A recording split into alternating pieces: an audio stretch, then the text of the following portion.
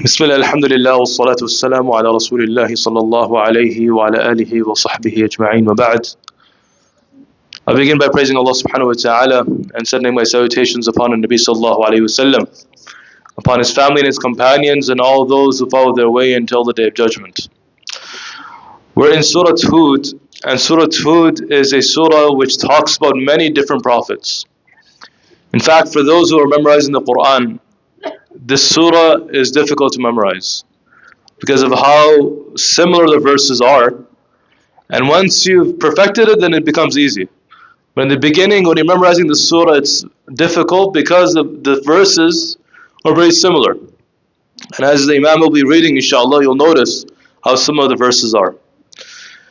When you look into the surah, in the story of Ibrahim alayhi salam, the story of Ibrahim alayhi salam and the story of Lut alayhi salam are joined together in this surah. And Ibrahim alayhi salam is welcomed, or he welcomes two angels. And these angels have a good news and a bad news. The good news is that Ibrahim alayhi salam is having another son, Ishaq. For his wife, Sarah, who was barren for many years, her whole life she was barren, she never had any children. And now Allah subhanahu wa ta'ala gives her the glad tidings of having her son Ishaq. The bad news is that their second mission after meeting Ibrahim is to go to the people of Lut and destroy them. This is their second mission. So you'll notice when Ibrahim alayhi salam is speaking to the angels, you'll see a side of Ibrahim which is a soft side. Right? And Ibrahim alayhi salam was known to be a very soft and gentle person. And as opposed to someone like Nuh alayhi salam or Musa alayhi salam. Right? You'll see from their du'as as well, the attitude towards the people they were calling who rejected them. Ibrahim alayhi salam was arguing on their behalf, even though those people were doing deeds that no one has ever done in history. The first people to do those deeds. And we all know those deeds, what we're talking about. So, but Ibrahim alayhi salam is still arguing on their behalf. And the last card he pulls out, mentioned in Surah Al-Ankabut, قَالَ إِنَّ فِيهَا لُوطًا. He says, Lut alayhi salam is amongst them as well. How will he destroy them?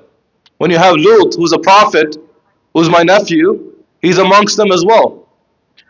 So, the angels that go towards the city of Sodom and Gomorrah, and they're met outside by the daughters of Lut alayhi salam. The daughters of Lut alayhi salam, they're sitting outside the city, and they notice these two handsome men walking up to the city.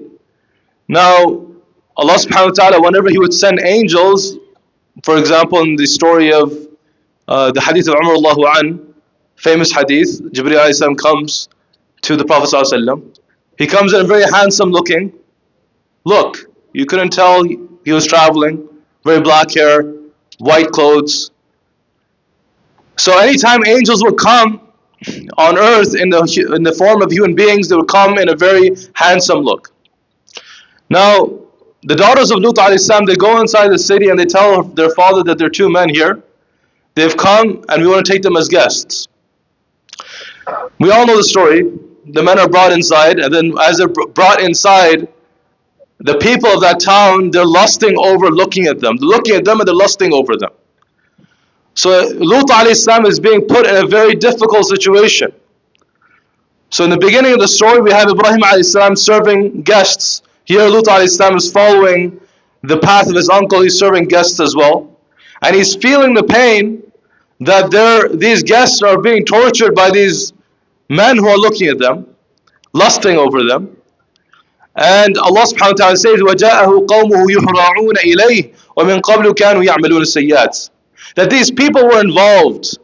It became their habit to lust over men, the same gender. That was their habit. قَالَ يَا قَوْمِ هَؤُلَاءِ بَاتِهُنَّ أَطْهَرُ لَكُمْ. Lut alayhi salam, he's feeling the pain. And he tells his people, my people, here are my daughters that are halal for you. When you read the translation, you see the word daughters are used over here. So the word daughters here actually means all the women of the town. So he's telling them, instead of lusting over each other, why don't you get married? Right? Get married, have children. And then he says, أَلَيْسَ مِنْكُمْ رَجُلٌ رَشِيدٌ. Isn't there anyone who is sensible amongst you? My brothers and sisters, when someone is after their lusts, they get blinded by their lust. They cannot think straight. And that is why when you find the arguments of these people today, who come and try to make this as if this is a natural state, the arguments they bring, you think to yourself, أَلَيْسَ مِنْكُمْ رَجُلٌ رَشِيدٌ. That do you not have anybody sensible amongst you that would look at reality, that the fact that we're here all here today together is because people before us, they got married and had children. That's why.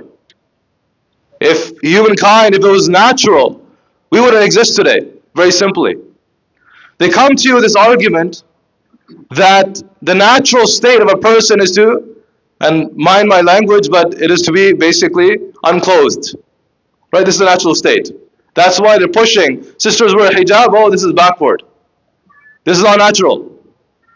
But a few nights ago, we talked about the story of Adam alayhi salam. And you think about this is mentioned in the ayah. And now we understand why Allah mentions this ayah. Wallahu alam, but this is my understanding. When Adam alayhi salam ate from that tree, what happened to him? Allah exposed his clothes, exposed his skin. His clothes came off. And then automatically Adam alayhi salam is grabbing the leaves of Jannah and covering himself. What does that tell you? That from beginning of time, the first man, the natural instinct was to cover yourself up. It wasn't take your clothes off. It was to cover yourself up and be in a dignified manner. So anyone who comes to you and tells you otherwise, know that this is not the truth. أَلَيْسَ مِنْكُمْ رَجُلٌ رَشِيدٌ, as Lut alayhi salam tells the people, is there no one sensible amongst you? In fact, Allah subhanahu wa ta'ala says, I will conclude with this, in Surah Al-Hijr, He swears by the name of the Prophet ﷺ, the life of the Prophet ﷺ. He says, لَعَمْرُكَ إِنَّهُمْ لَفِي سَكْرَتِهِمْ يَعْمَهُونَ. That by your life, O Muhammad sallallahu alayhi wasallam, and the only life Allah swore about Allah subhanahu wa ta'ala swore by in the Quran is the life of Rasulullah sallallahu alayhi wasallam, no one else. And he's swearing by his life, he's taking an oath by his life. And he's saying, إِنَّهُمْ لَفِي سَكْرَتِهِمْ يَعْمَهُونَ, that these people were drunk in their desires. When a person gets drunk, what happens? He can't tell reality. When a person gets drunk, khamr, what is khamr? It covers, al-khamr yukhamir al-dimagh. It covers the brain. Same way over here, a person's desires become so covered over his eyes or her eyes that they cannot see reality anymore. May Allah subhanahu wa ta'ala protect us all from these sins, and Allah subhanahu wa ta'ala protect our children, Ya Rabbil Alameen. We ask Allah subhanahu wa ta'ala to keep us upon the path of Rasulullah sallallahu alayhi wa sallam. Subhanahu wa ta'ala, wa salamun ala al-mursalin, alhamdulillah.